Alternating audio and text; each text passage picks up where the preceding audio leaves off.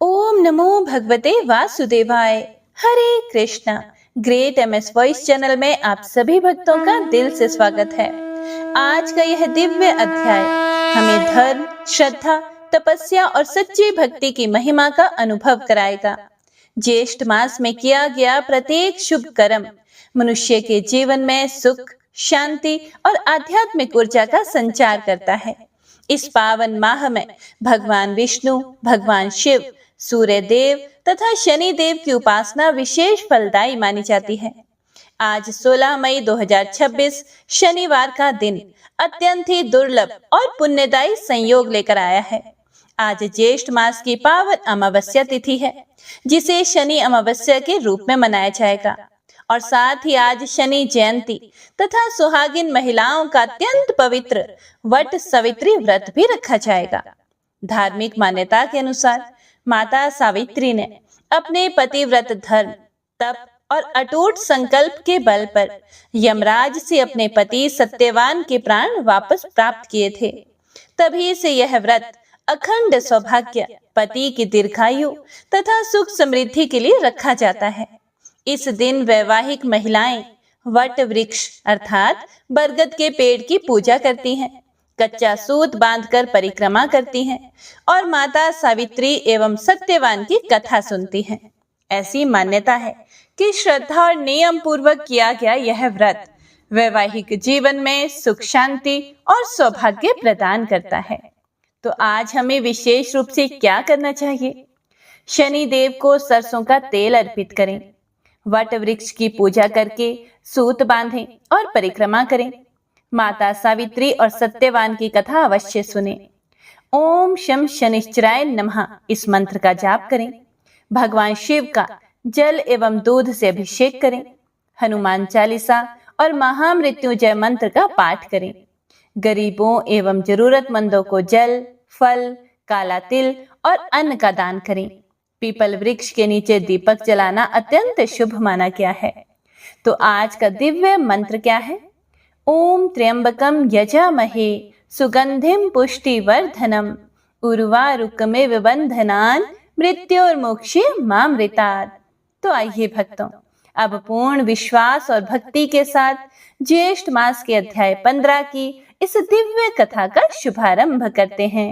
जय श्री गणेश।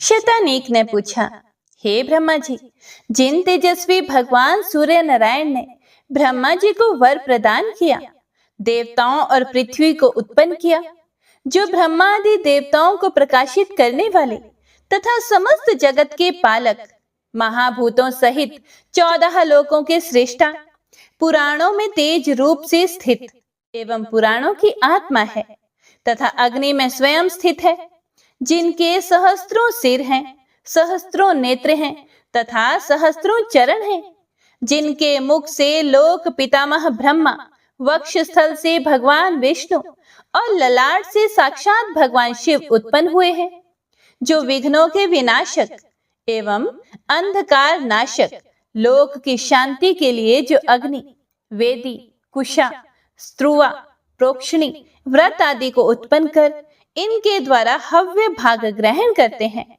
जो युग के अनुरूप कर्मों के विभाजन तथा क्षण, काल, काष्ठ, मुहूर्त, तिथि, मास, पक्ष, संवत्सर, ऋतु, काल योग, विविध प्रमाण और आयु के उत्पादक तथा विनाशक हैं, एवं परम ज्योति और परम तपस्वी हैं, जो अच्युत तथा परमात्मा के नाम से जाने जाते हैं। वे ही महर्षि कश्यप के यहाँ पुत्र के रूप में कैसे अवतरित हुए? ब्रह्मा आदि जिनकी उपासना करते हैं तथा वेद वेत्ताओं में जो उत्तम और देवताओं में प्रभु विष्णु हैं, जो सौम्यों में सौम्य और अग्नि में तेजः स्वरूप है, मनुष्यों में मन रूप से तथा तपस्वियों में तप रूप से विद्यमान है, जो विग्रहों में विग्रह हैं, जो देवताओं और मनुष्यों सहित समस्त लोकों को उत्पन्न करने वाले हैं। वे देवों के देव भगवान सूर्य किस लिए अदिति के गर्भ से स्वयं उत्पन्न हुए? हे ब्रह्मा जी, इस विषय में भी मुझे महान आश्चर्य हो रहा है कि भगवान सूर्य की उत्पत्ति से आश्चर्यचकित होकर ही मैंने आपसे उनके आख्यान को पूछा है। हे महामुने, भगवान सूर्य के बल, वीर्य, पराक्रम, यश और उज्ज्वलित तेज का आप वर्णन करें। फिर सुमंतु मुनि बोले कि हे राजन, आपने भगवान भास्कर की उत्पत्ति के संबंध में बहुत ही जटिल प्रश्न पूछ लिया है। मेरी जो सामर्थ्य है मैं उसके अनुसार कह रहा हूँ, आप श्रद्धा से सुने। जो भगवान सूर्य सहस्त्रों नेत्रों वाले, सहस्त्रों किरणों से युक्त और सहस्त्रों सिर तथा सहस्त्रों हाथ वाले हैं, सहस्त्रों मुकुटों से सुशोभित तथा सहस्त्रों भुजाओं से युक्त एवं अव्यय हैं, जो सभी लोगों के कल्याण एवं सभी लोगों को प्रकाशित करने के लिए अनेक रूपों में अवतरित होते हैं। वही भगवान सूर्य कश्यप द्वारा अदिति के गर्भ से पुत्र रूप में उत्पन्न हुए हैं। हे महाराज, कश्यप और अदिति से जो जो पुत्र उत्पन्न होते थे वे उसी क्षण मर जाते थे। इस पुत्र विनाशक को देखकर पुत्र शोक से दुखी माता अदिति व्याकुल होकर अपने पति महर्षि कश्यप के पास गई और अदिति ने देखा कि महर्षि कश्यप अग्नि के समान तेजस्वी, दंड धारण किए, कृष्ण मृग चरम पर आसीन तथा वलकल धारण किए हुए भगवान भास्कर के सदृश ददीप्यमान हो रहे हैं। इस प्रकार से उन्हें स्थित देखकर अदिति ने प्रार्थना करते हुए उनसे कहा कि हे देव, आप इस तरह निश्चिंत होकर क्यों बैठे हैं? मेरे पुत्र उत्पन्न होते ही मृत्यु को प्राप्त होते जा रहे हैं।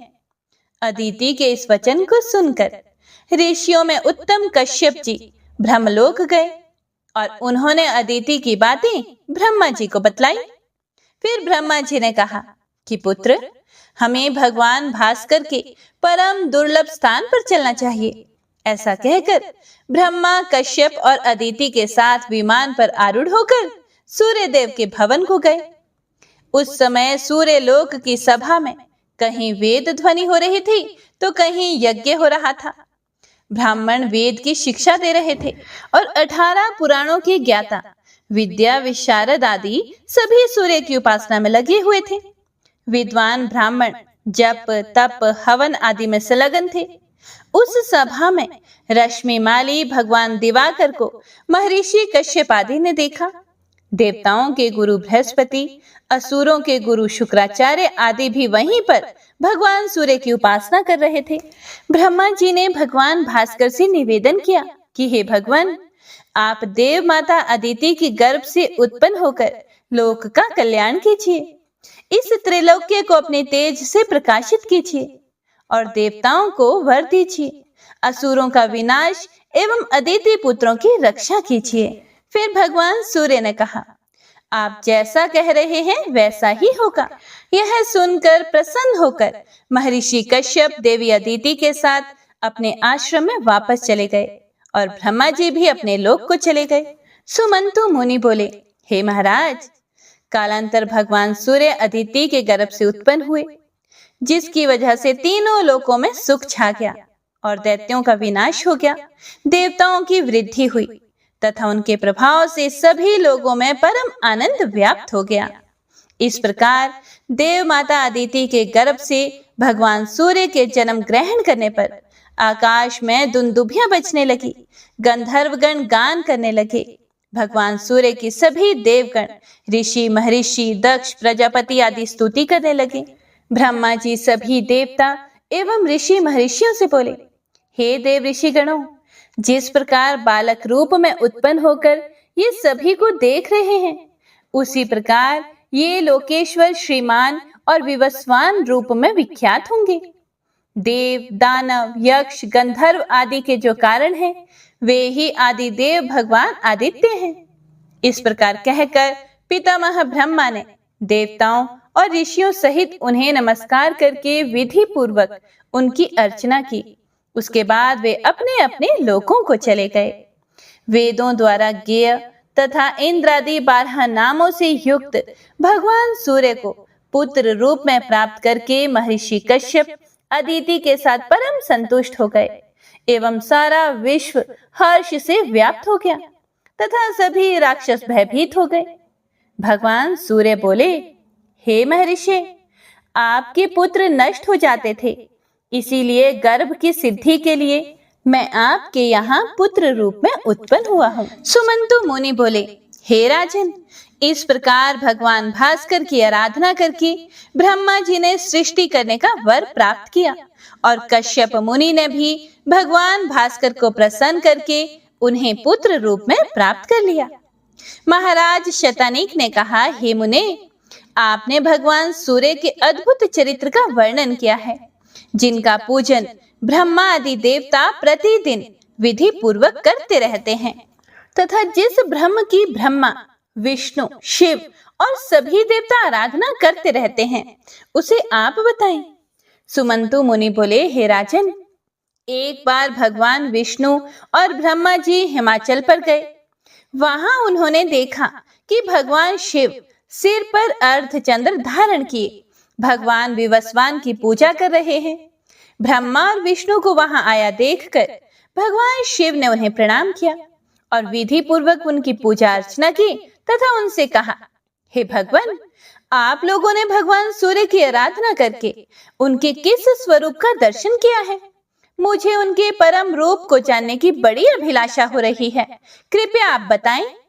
इस पर वे दोनों बोले कि हम लोगों ने भी उस परम अद्भुत रूप को अभी तक नहीं देखा है।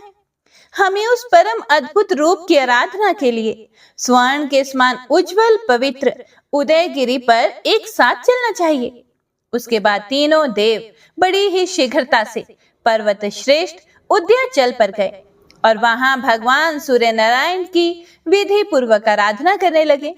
सहस्त्रों दिव्य वर्षों तक पद्मासन लगाकर ब्रह्मा जी निश्चल रूप से स्थिर हो ऊपर हाथ करके त्रिलोचन भगवान शंकर और सिर नीचे करके पंचाग्नि का सेवन करते हुए भगवान विष्णु सूर्य देव का दर्शन प्राप्त करने के लिए कठोर तप करने लगे। ब्रह्मा, विष्णु और शिव जी के उत्तम तप से संतुष्ट होकर भगवान सूर्य नारायण ने प्रकट होकर उनसे कहा कि आप लोग क्या चाहते हैं? मैं आप लोगों से अति संतुष्ट हूँ और वर देने के लिए उपस्थित हुआ हूँ। उन्होंने कहा, हे गोपते, हम लोग आपके दर्शन से धन्य हो गए। पहले ही आपकी आराधना करके हम लोगों ने शुभ वरों को प्राप्त कर लिया है। आपकी दया से हम लोग उत्पत्ति, स्थिति और विनाश करने में समर्थ हैं। इसमें किसी प्रकार का संशय नहीं है। किंतु हे देव देवेश, हम लोग आपके परम दुर्लभ रूप का दर्शन करना चाहते हैं। उनके वचनों को सुनकर लोक पूजित भगवान सूर्य ने उन्हें अपना परम दुर्लभ तेजस्वी अद्भुत विराट रूप दिखलाया। इनके अनेक सिर तथा अनेक मुख हैं। सभी देव तथा सभी लोक उसमें स्थित हैं। पृथ्वी पैर, स्वर्ग सिर, अग्नि नेत्र, पैर की उंगलियां पिशाच, हाथ की उंगलियां गुह्यक, विश्वदेव जंघा, यज्ञ कुक्षी, अप्सरागण केश तथा तारागण ही इनके रोम रूप में है। दसों दिशाएं इनके कान और दिक्पालगण इनकी भुजाएं हैं। वायु नासिका, प्रसाद ही क्षमा तथा धर्म ही मन है। सत्य इनकी वाणी, देवी सरस्वती जिह्वा, ग्रीवा महादेवी अदिति और तालु वीर्यवान रुद्र हैं। स्वर्ग का द्वार नाभि, वैश्वानव अग्निमुख, भगवान ब्रह्मा हृदय और उदर महर्षि कश्यप हैं। पीठ आठों वसु तथा सभी संध्या मरुद देव हैं। समस्त छंद दांत एवं ज्योतियां निर्मल प्रभा हैं। महादेव रुद्र प्राण, कुक्षियां समुद्र हैं। इनके उदर में गंधर्व और नाग हैं। लक्ष्मी, मेधा, धृति, कांति तथा सभी विद्याएं इनके कटी देश में स्थित हैं। इनका ललाट ही परमात्मा का परम पद है। 2 स्तन और 2 कुक्षी और 4 वेद, ये 8 ही इनके यज्ञ हैं। सुमंतु मुनि बोले, हे राजन, सर्वदेवमय भगवान सूर्य के इस विराट रूप को देखकर ब्रह्मा, शिव और भगवान विष्णु तो परम विस्मित हो गए। उन्होंने बड़ी श्रद्धा से भगवान सूर्य को प्रणाम किया और फिर भगवान सूर्य बोले, हे देवों, आप सबकी कठिन तपस्या से प्रसन्न होकर आप सबके कल्याण के लिए मैंने योगियों के द्वारा समाधि गम में अपने इस विराट रूप को दिखलाया है। इस पर वे बोले कि हे भगवान, आपने जो कहा है उसमें कोई भी संदेह नहीं है। इस विराट रूप का दर्शन पाना योगियों के लिए तो बड़ा ही दुर्लभ है। आपकी आराधना करने तथा आपका दर्शन करने पर कुछ अप्राप्य नहीं रहता। आपके समान इस लोक में दूसरा कोई देव नहीं है। हे राजन, ब्रह्मादि देवता परम उत्कृष्ट इस रूप का दर्शन करके बड़े ही खुश हुए, हर्षित हो गए और उन्होंने भगवान सूर्य का पूजन आराधना करके परम सिद्धियां प्राप्त की। शतानीक ने पूछा, हे मुने, आपने भगवान सूर्य के विषय में जो कुछ भी कहा है वह सत्य ही है। संसार के मूल कारण तथा परम दैवत भगवान सूर्य ही है। सभी को यही तेज प्रदान करते हैं। भगवान सूर्य नारायण के पूजन से जो फल प्राप्त होता है, कृपया करके अब आप उसे भी बताने की कृपा करें। फिर सुमंतु मुनि बोले, राजन, जो मनुष्य सर्वदेवमय भगवान सूर्य की प्रतिष्ठा करके पूजन करता है वह अमरत्व तथा भगवान सूर्य का सामीप्य प्राप्त कर लेता है। जो व्यक्ति भगवान सूर्य का तिरस्कार करके सभी देवताओं का पूजन करता है, उस व्यक्ति के साथ भाषण करने वाला व्यक्ति भी नरकगामी होता है। जो व्यक्ति श्रद्धा भक्ति पूर्वक सूर्य देव की प्रतिष्ठा करके पूजन अर्चन करता है, उसे यज्ञ, तप, तीर्थ यात्रा आदि की अपेक्षा कोटि गुना अधिक फल प्राप्त होता है तथा उसके मातृकुल, पितृकुल एवं स्त्री कुल, इन तीनों कुलों का उद्धार हो जाता है और वह इंद्रलोक में पूजित होता है तथा वहां ज्ञान योग के आश्रय से वह मुक्ति प्राप्त कर लेता है। अथवा जो राज्य वह चाहता है वह दूसरे जन्म में सप्तद्वीपपति वसुमती का राजा होता है। जो व्यक्ति मिट्टी का सर्वदेवमय व्योम बनाकर भगवान सूर्य का पूजन अर्चन करता है वह तीनों लोकों में पूजित और इस लोक में धन धान्य से परिपूर्ण होकर अंत में सूर्य लोक को प्राप्त कर लेता है।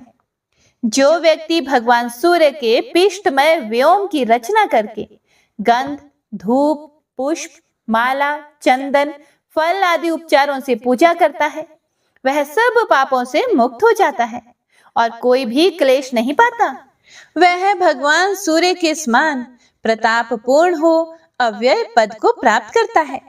अपनी शक्ति के अनुसार भक्ति पूर्वक भगवान सूर्य का मंदिर निर्माण करने वाला स्वर्णमय विमान पर आरूढ़ होकर भगवान सूर्य के साथ विहार करता है। यदि साधन संपन्न होने पर भी श्रद्धा भक्ति से शून्य होकर मंदिर आदि का निर्माण करता है तो उसे कोई फल नहीं होता। इसीलिए अपने धन का 3 भाग करना चाहिए। उसमें से 2 भाग धर्म तथा अर्थोपार्जन में व्यय करें और 1 भाग से जीवन यापन करें। धन संपत्ति से संपन्न रहने पर भी यदि कोई बिना भक्ति के अपना सर्वस्व भगवान सूर्य के लिए अर्पण कर दे तब भी वह धर्म का भागी नहीं होता, क्योंकि इसमें भक्ति की ही प्रधानता है। मानव संसार में दुख और शोक से व्याकुल होकर तब तक भटकता है जब तक भगवान सूर्य की पूजा नहीं करता। संसार में आसक्त प्राणियों को भगवान सूर्य के अतिरिक्त और कौन ऐसा देवता है जो बंधन से छुटकारा दिला सकता है? सुमंतु मुनि बोले कि हे राजन, अमित तेजस्वी भगवान सूर्य को स्नान कराते समय जय आदि मांगलिक शब्दों का उच्चारण करना चाहिए तथा शंख, भेरी आदि के द्वारा मंगल ध्वनि करनी चाहिए। तीनों संध्याओं में वैदिक ध्वनियों से श्रेष्ठ फल होता है। शंख आदि मांगलिक वाद्यों के सहारे निराजन करना चाहिए। जितने क्षणों तक भक्त निराजन करता है उतने युग सहस्त्र वर्ष वह दिव्य लोक में प्रतिष्ठित होता है। भगवान सूर्य को कपिला गौ के पंचगव्य से और मंत्रपूत कुश युक्त जल से स्नान कराने को ब्रह्म स्नान कहते हैं और वर्ष में 1 बार भी ब्रह्म स्नान कराने वाला व्यक्ति सभी पापों से मुक्त होकर सूर्य लोक में प्रतिष्ठित होता है। जो पितरों के उद्देश्य से शीतल जल से भगवान सूर्य को स्नान कराता है उसके पितृ नरकों से मुक्त होकर स्वर्ग चले जाते हैं। मिट्टी के कलश की अपेक्षा ताम्र कलश से स्नान कराना 100 गुना श्रेष्ठ होता है। इसी प्रकार चांदी आदि के कलश द्वारा स्नान कराने से और अधिक फल प्राप्त होता है। भगवान सूर्य के दर्शन से स्पर्श करना श्रेष्ठ है और स्पर्श से पूजा श्रेष्ठ है तथा घृत स्नान कराना उससे भी श्रेष्ठ है। इस लोक और परलोक में प्राप्त होने वाले पापों के फल भगवान सूर्य को घृत स्नान कराने से नष्ट हो जाते हैं एवं पुराण श्रवण के 7 जन्मों के पाप भी दूर हो जाते हैं। 100 पल अर्थात लगभग 6 किलो 20 ग्राम प्रमाण से अर्थात जल पंचामृत आदि से स्नान कराना स्नान कहलाता है। 25 पल अर्थात लगभग 1.5 किलो से स्नान कराना अभ्यंग स्नान कहलाता है और 2000 पल अर्थात लगभग 124 किलो से स्नान कराने को महास्नान कहते हैं। जो मानव भगवान सूर्य को पुष्प फल से युक्त अर्घ प्रदान करता है वह सभी लोकों में पूजित होता है और स्वर्ग लोक में आनंदित होता है। जो अष्टांग अर्घ अर्थात जल, दूध, कुश का अग्रभाग, घी, दही, मधु, लाल कनेर का फूल तथा लाल चंदन बनाकर भगवान सूर्य को निवेदित करता है वह 10,000 वर्ष तक सूर्य लोक में विहार करता है। यह अष्टांग अर्घ भगवान सूर्य को अत्यंत प्रिय है। बांस के पात्र से अर्घ दान करने से 100 गुना फल मिट्टी के पात्र से होता है। मिट्टी के पात्र से 100 गुना फल ताम्र के पात्र से होता है और पलाश एवं कमल के पत्तों से अर्घ देने पर ताम्र पात्र का फल प्राप्त होता है। रजत पात्र के द्वारा अर्घ प्रदान करना लाख गुना फल देता है। स्वर्ण पात्र के द्वारा दिया गया अर्घ कोटि गुना फल देने वाला होता है। इसी प्रकार स्नान, अर्घ, नैवेद्य, धूप आदि का क्रमशः विभिन्न पात्रों की विशेषता से उत्तरोत्तर श्रेष्ठ फल प्राप्त होता है। धनिक या दरिद्र दोनों को समान ही फल मिलता है, लेकिन जो भगवान सूर्य के प्रति भक्ति भावना से संपन्न रहता है उसे अधिक फल मिलता है। वैभव रहने पर भी मोहवश जो पूर्व विधि विधान के साथ पूजन आदि नहीं करता वह लोभ से आक्रांत चित्त होने के कारण उसका फल नहीं प्राप्त कर पाता। इसीलिए मंत्र, फल, जल तथा चंदन आदि से विधि पूर्वक सूर्य की पूजा करनी चाहिए। इससे वह अनंत फल को प्राप्त करता है। इस अनंत फल प्राप्ति में भक्ति ही मुख्य हेतु है। भक्ति पूर्वक पूजा करने से वह 100 दिव्य कोटि वर्ष सूर्य लोक में प्रतिष्ठित होता है। हे राजन, सूर्य को भक्ति पूर्वक तालपत्र का पंखा समर्पित करने वाला 10,000 वर्ष तक सूर्य लोक में निवास करता है। मयूर पंख का सुंदर पंखा सूर्य को समर्पित करने वाला 100 कोटि वर्षों तक सूर्य लोक में निवास करता है। हे राजन, हजारों पुष्पों से कनेर का पुष्प श्रेष्ठ है। हजारों बिल्व पत्रों से एक कमल पुष्प श्रेष्ठ है और हजारों कमल पुष्पों से एक अगस्त्य पुष्प श्रेष्ठ है। हजारों अगस्त्य पुष्पों से एक मोगरा पुष्प श्रेष्ठ है और सहस्त्र कुशाओं से शमी पत्र श्रेष्ठ है तथा 1000 शमी पत्रों से नील कमल श्रेष्ठ है। सभी पुष्पों में नील कमल ही श्रेष्ठ है।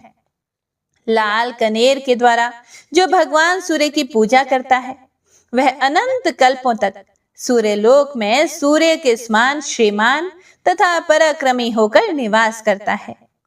चमेली, गुलाब, विजय, श्वेत मदार तथा अन्य श्वेत पुष्प श्री श्रेष्ठ माने गए हैं। नाग, चंपक, सदाबहार पुष्प, मोगरा ये सब सामान ही माने गए हैं। गंध युक्त लेकिन अपवित्र पुष्पों को देवताओं पर नहीं चढ़ाना चाहिए। गंधहीन होते हुए भी पवित्र कुशादिकों को ग्रहण करना चाहिए।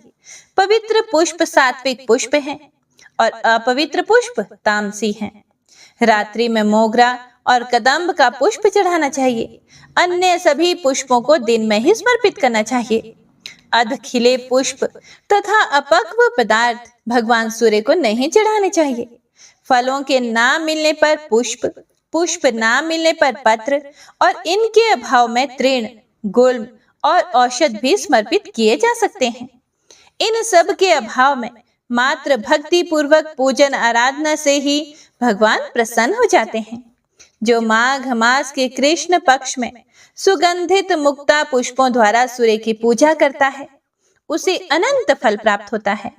संयत चित्त होकर करवीर पुष्पों से पूजा करने वाला सभी पापों से रहित होकर सूर्य लोक में प्रतिष्ठित होता है। अगस्त्य के पुष्पों से जो एक बार भी भक्ति पूर्वक सूर्य की पूजा करता है, वह 10 लाख गौदान का फल प्राप्त करता है और उसे स्वर्ग प्राप्त होता है। मालती, रक्तकमल, चमेली, पुनाग, चंपक, अशोक, श्वेत मंदार, कचनार, अंधुक, करवीर, कल्हार, शमी, तगर, कनेर, केसर, अगस्त्य, बक तथा कमल पुष्पों द्वारा यथाशक्ति भगवान सूर्य की पूजा करने वाला कोटि सूर्य के समान ददीप्यमान विमान से सूर्य लोक को प्राप्त करता है, अथवा पृथ्वी या जल में उत्पन्न पुष्पों द्वारा श्रद्धा पूर्वक पूजन करने वाला सूर्य लोक में प्रतिष्ठित होता है। हे प्रिय भक्तों, आगे सुमंतु मुनि बोले कि हे राजन, अब आप भगवान सूर्य को अत्यंत प्रिय सूर्य षष्ठी व्रत के विषय में भी सुनो। सूर्य षष्ठी व्रत करने वाले को जितेंद्रिय एवं क्रोध रहित होकर अयाचित व्रत का पालन करते हुए भगवान सूर्य की पूजा में तत्पर रहना चाहिए। व्रती को अल्प और सात्विक भोजी तथा रात्रि भोजी होना चाहिए। स्नान एवं अग्नि कार्य करते रहना चाहिए और अधाशायी होना चाहिए। मध्याह्न में देवताओं द्वारा, पूर्वाह्न में ऋषियों द्वारा, अपराह्न में पितरों द्वारा और संध्या में गुह्यकों द्वारा भोजन किया जाता है। इसीलिए इन सभी कालों का अतिक्रमण करके सूर्यव्रती के भोजन का समय रात्रि ही माना गया है। मार्गशीर्ष मास की कृष्ण पक्ष की षष्ठी से यह व्रत आरंभ करना चाहिए।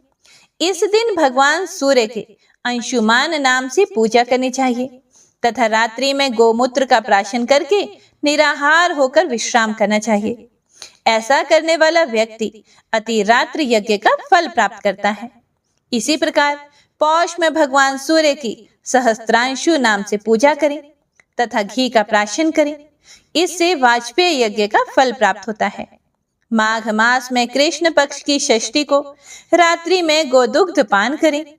सूर्य की पूजा दिवाकर नाम से करें, इससे महान फल प्राप्त होता है। फाल्गुन मास में मार्तंड नाम से पूजा करके गोदुग्ध का पान करने से अनंत काल तक सूर्य लोक में प्रतिष्ठित होता है।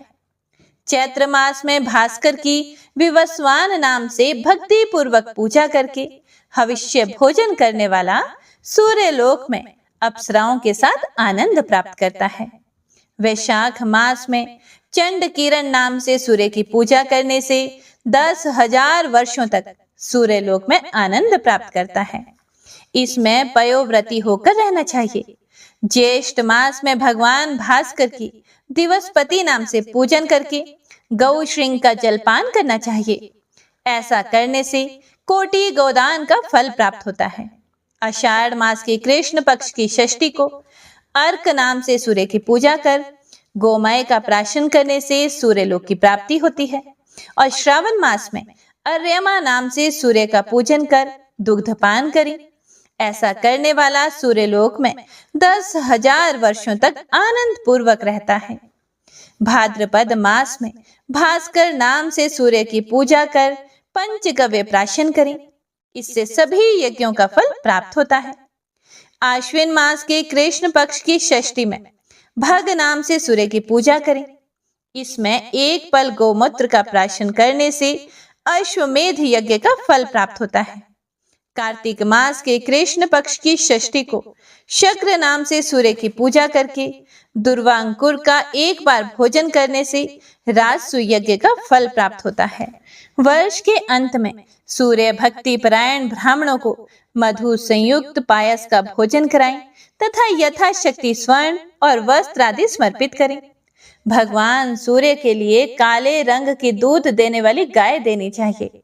जो इस व्रत का 1 वर्ष तक निरंतर विधि पूर्वक संपादन करता है, वह सभी पापों से विनिर्मुक्त हो जाता है एवं सभी कामनाओं से पूर्ण होकर शाश्वत काल तक सूर्य लोक में आनंदित रहता है। सुमंतु मुनि बोले कि हे राजन, इस कृष्ण षष्ठी व्रत को भगवान सूर्य ने अरुण से कहा था, यह व्रत सभी पापों का नाश करने वाला है। भक्ति पूर्वक भगवान भास्कर की पूजा करने वाला मनुष्य अमित तेजस्वी भगवान भास्कर के अमित स्थान को प्राप्त करता है। ओम नमो नारायणाय। तो इसी के साथ आज की महात्म्य कथा में बस इतना ही। इससे आगे का वृतांत आप सभी भक्तजन अगले अध्याय में जरूर सुनिएगा। श्री विष्णु सुनिए विनय, सेवक की चित लाए। कीरत कुछ वर्णन करूं, दीजिए ज्ञान बताए। नमो विष्णु भगवान खरारे, कष्ट नशावन अखिल बिहारी। प्रबल जगत में शक्ति तुम्हारी, त्रिभुवन फैल रही उजियारी। सुंदर रूप मनोहर सूरत, सरल स्वभाव मोहनी मूरत। तन पर पीतांबर अति सोहत, बैजंती माला मन मोहत। शंख चक्र कर गदा बिराजे, देखत दैत्य असुर दल भाजे। सत्य धर्म मद लोभ न गाजे, काम क्रोध मद लोभ न छाजे। संत भक्त सज्जन मन रंजन, धनुज असुर दुष्टन दल गंजन। सुख उपजाए कष्ट सब भंजन, दोष मिटाए करत जन सज्जन। पाप काट भव सिंधु तारण, कष्ट नाश कर भक्त उबारण। करत अनेक रूप प्रभु धारण, केवल आप भक्ति के कारण। धरणी धेनु बन सुमहि पुकारा, तब तुम रूप राम का धारा। भार उतार असुर दल मारा, रावण आदिक को संहारा। आप वराह रूप बनाया, हिरण्याक्ष को मार गिराया। धर्म तस्य तन सिंधु बनाया, 14 रत्नन को निकलाया। अमिलख असुरन द्वंद्व मचाया, रूप मोहनी आप दिखाया। देवन को अमृत पान कराया, असुरन को छवि से बहलाया। कूर्म रूप धर सिंधु मझाया, मंद्राचल गिरि तुरंत उठाया। शंकर का तुम फंद छुड़ाया, भस्मासुर को रूप दिखाया। वेदन को जब असुर डुबाया, कर प्रबंध उन्हें ढूंढवाया। मोहित बनकर खल ही नचाया, उसी ही कर से भस्म कराया। असुर जलंधर अति बलदाई, शंकर से उनकी नहीं लड़ाई। हार पार शिव सकल बनाई, कीन सती से छल खल जाए। सुमिरन कीन तुम्हें शिवरानी, बतलाई सब विपत कहानी। तब तुम बने मुनीश्वर ज्ञानी, वृंदा की सब सुरति बुलानी। देखत 3 धनुज शैतानी, वृंदा आए तुम्हें लपटानी। हो स्पर्श धर्म क्षति मानी, हनासुर उर शिव शैतानी। तुमने ध्रुव प्रहलाद उबारे, हिन्ना कुशादिक खल मारे। गणिका और अजामिल तारे, बहुत भक्त भव सिंधु तारे। हरहु सकल संताप हमारे, कृपा करहु हरि सिरजनहारे। देखहु मैं निज दर्श तुम्हारे, दीन बंधु भक्तन हितकारे। चाहताप का सेवक दर्शन, करहु दया अपनी मधुसूदन। जानो नहीं योग्य जप पूजन, होए यज्ञ स्तुति अनुमोदन। शील दया संतोष सुलक्षण, विदित नहीं व्रत बोध विलक्षण। करहूं आपका किस विधि पूजन, कुमति विलोक होत दुख भीषण। करहूं प्रणाम कौन विधि सुमिरन, कौन भांति मैं करहूं समरण। सुर मुनि करत सदा सेवकाई, हर्षित रहत परम गति पाए। दीन दुखीन पर सदा सहाय, निज जन जान लेव अपनाए। पाप दोष संताप नशाओ, भव बंधन से मुक्त कराओ। सुख संपत्ति दे सुख उपजाओ, निज चरणन का दास बनाओ। निगम सदा ये विनय सुनावे, पढ़े सुने सो जन सुख पावे। इति श्री विष्णु चालीसा संपूर्ण।